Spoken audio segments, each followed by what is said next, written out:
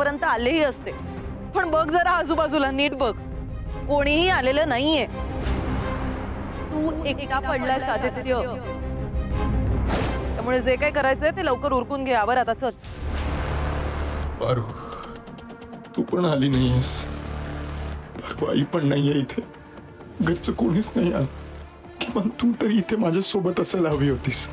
आई, तुझ्या प्रोजेक्टला फंडिंग केलंयस, त्या प्रोजेक्टची पायाभरणी तुझ्या हातून व्हावी. तुला एकदा सांगितलेलं कळत नाही का रे? पुन्हा पुन्हा काय येतोस इथे? ज्या दिवशी तू त्या मुलीचा हात पकडून या घरातनं बाहेर पडलास ना, त्या दिवसापासनं तुझा आणि आमचा काहीही संबंध राहिला नाही. तुझ्यात आणि माझ्यात आता काहीही नातं उरलेलं नाही. आदित्य, मी आधी सुद्धा बोलले, पुन्हा पुन्हा तेच तेच रिपीट करतेय. तू प्लीज तुझ्या डोक्यात हे फिट करून घे. तू एकटा पडलेला आहेस. कोणीच राहिलं नाही आता तुझ्या बाजूने. ना तुझी ती बायको, ना तुझी आई.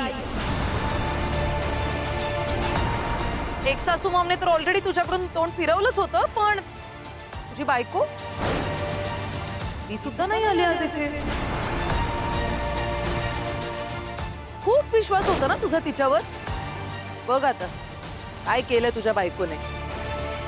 पळून गेली, तुझ्याकडे पैसा पाणी नाहीये म्हणून. एकटा पडलाय आदित्य. आदित्य किर्लोस्कर एकटा पडलाय.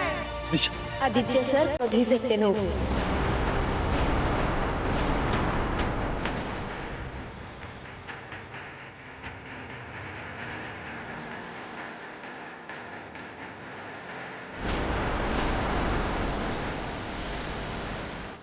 ही पारू इथे कशी पोहोचली?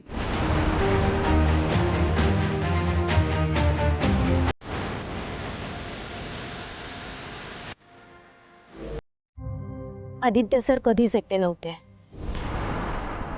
कधीच एकटे नसणार आहे.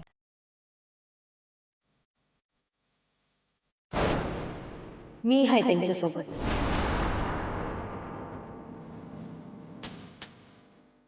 दिशा मॅडम, देवी आईंचा आशीर्वाद कायम आदित्य सरांसोबत आहे.